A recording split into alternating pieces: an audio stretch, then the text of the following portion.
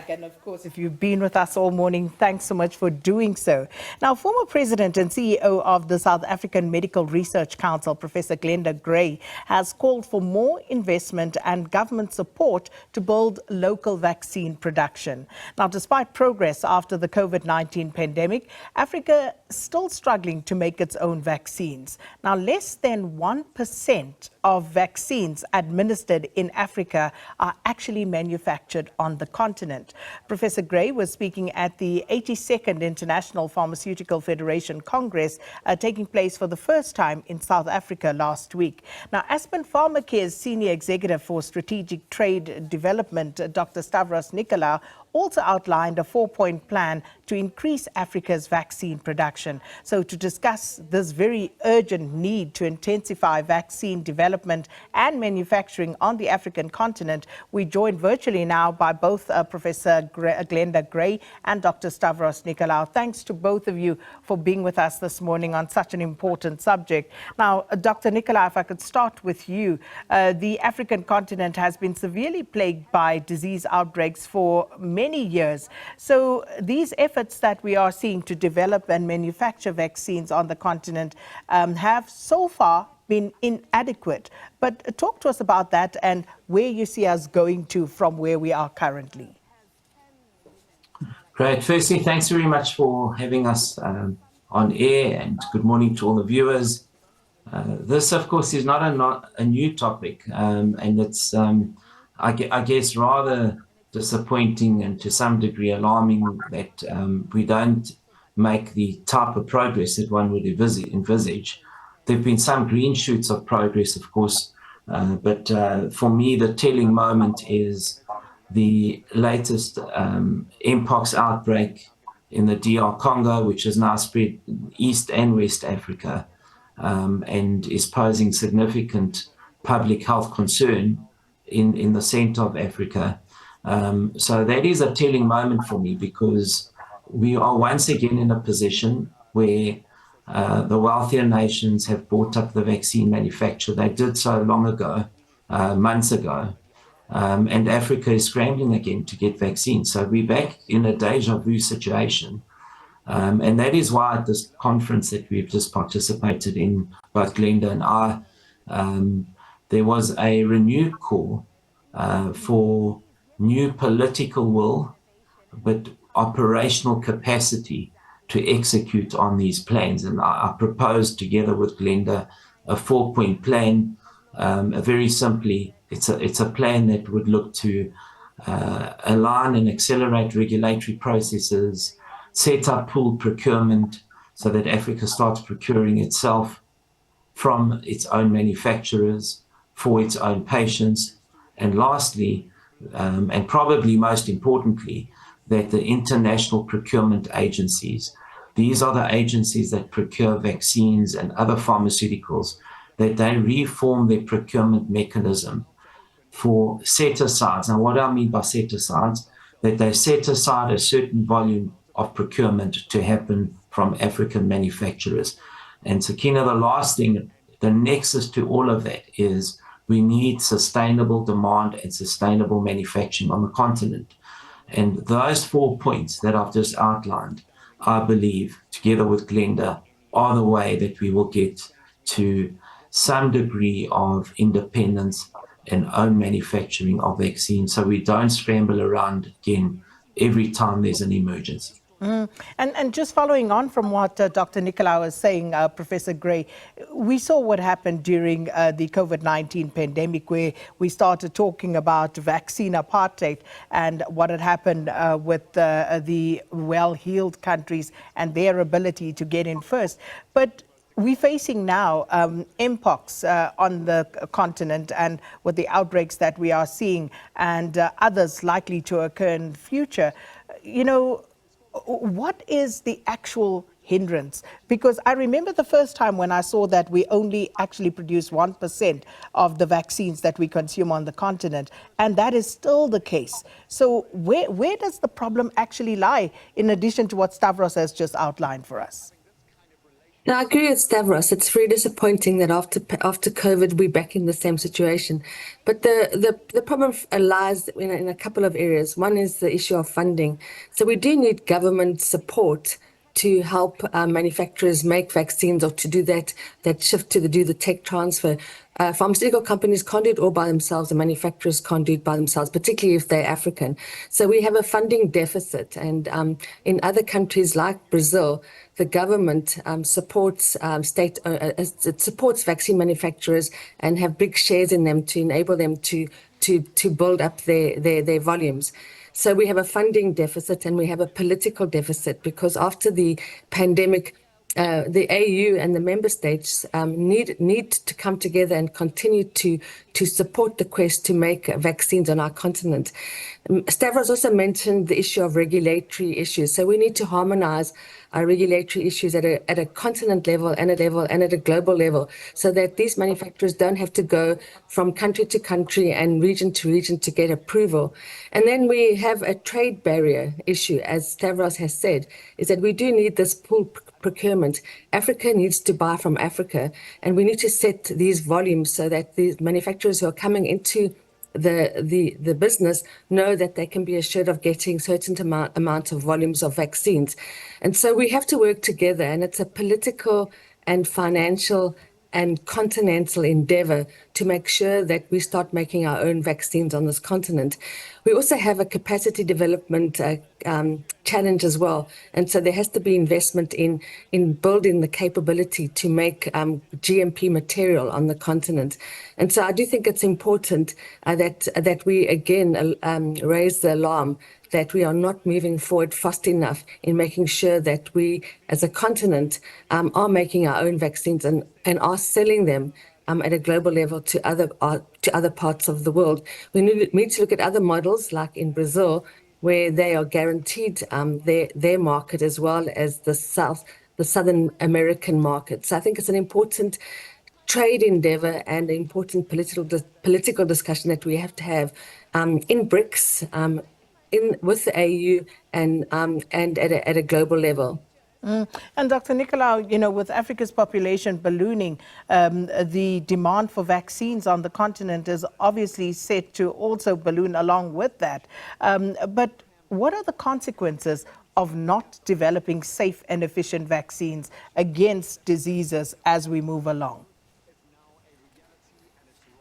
So, Ghana, I think we saw probably for the first time in such clear terms during COVID what the impact of these public health crises are, not only on lives, but also on livelihoods and on economies.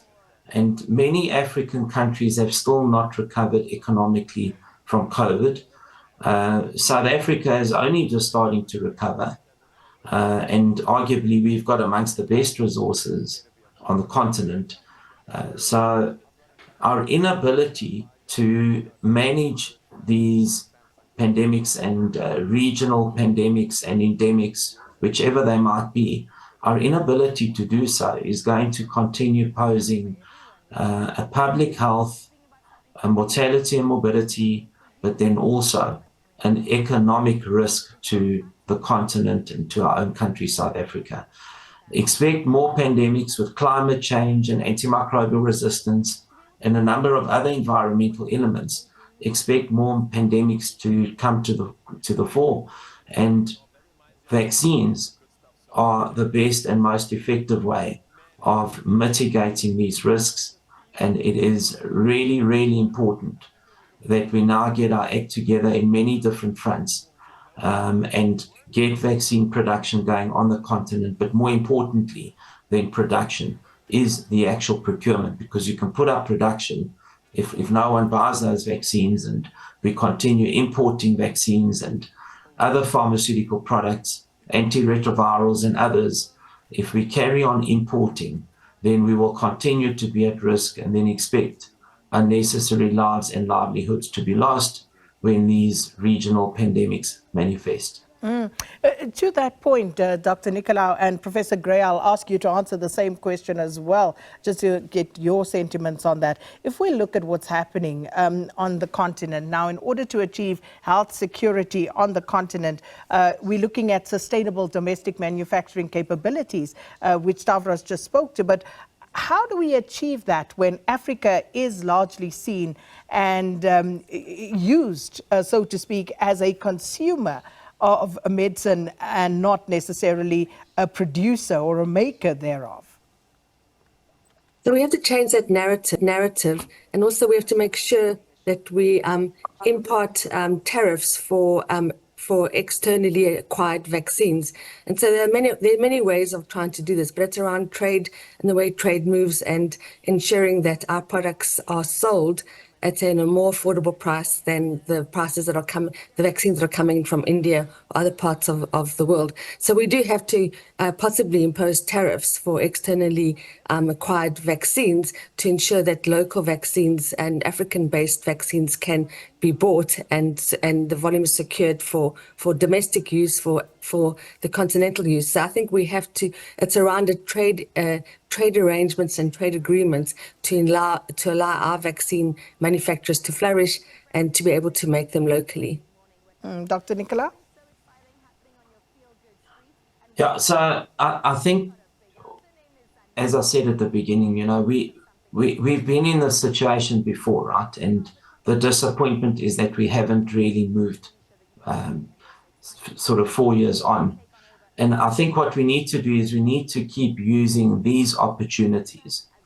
Like today, at the conference last week. So this was the first time Sub-Saharan Africa hosted the International Pharmacy Federation Conference. I think we need to use these opportunities to put the various stakeholders on the spot to say, are we galvanizing sufficiently to ensure that we mitigate all these risks, we start implementing the plans that have been spoken about for a long time. I mean, in our very own country, we've got a public procurement bill, which the president recently signed. We need to start executing on the, well, it's an act now, it's no longer a bill. We need to start executing on it. So charity starts at home. Our own health department needs to start procuring medicines that are locally produced. You know, we cannot say, well, the rest of the world's not reforming, but then in our own country, we're not doing that. So we need strong political will here, and we need execution of plans. And no use talking about plans, let's start executing on them. And that for me is the most important takeaway message today from this interview, Sekona. Thanks very much. The question, though, is, but where does the problem lie? Because one would think, Dr. Nicolaou, Professor Grey, that, you know, you guys are seen, you are heard by government. One would like to think that given the sterling work that you've done in your respective fields, that they would listen to what you have to say. Dr. Nicolaou, you are usually along on those trade envoys with the president and the business entities. So where is the problem? Why are you not being heard? Why is government not seeing the necessity and the urgency of this particular situation? Yeah, I think we are being heard. The problem here is the operational capacity and cohesion, I think, is a problem.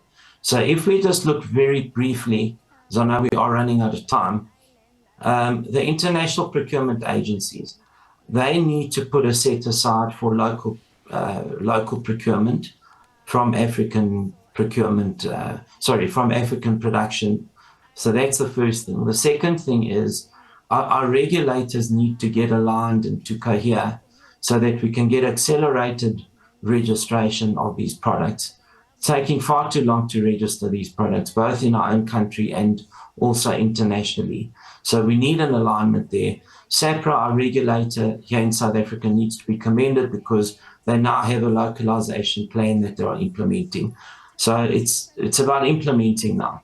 And then the third point, the pool procurement mechanism, Africa needs to set up operational capacity to start cohering the demand and supply, and in so doing, procuring domestically or regionally for African patients. So it's more an operational capacity issue. It's a finance deficit, as Glenda said. These are the things that need to be addressed immediately. I don't think it's like that we've not been listened to. I think we are. It's an inability to execute that is where the focus needs to be. Professor Grey? Yeah, I think that we have to also learn from the successes of other regions, the issues of reducing the tariffs on import materials to make vaccines cheaper, making sure that we understand the countries where this has been a success, and learn from those kind of political and regulatory issues that have allowed certain countries to thrive when it comes to making vaccines and drugs. And this is possible. I agree with Stavros. It's time for action now. We can't afford another pandemic. We can't afford to be in a situation where we're still consumers and not in charge of our own destiny. So let's hope that those who have to move us to the next phase are actually listening and beyond listening, getting us to that implementation phase. But thanks so much to both of you. Great input as always. Dr. Stavros Nicolaou, Aspen Pharmacare, Senior Executive for Strategic Trade Development, and Professor Glenda Grey, leading scientist and former President and CEO of the South African Medical Research Council, speaking about accelerating vaccine manufacturing on the African continent.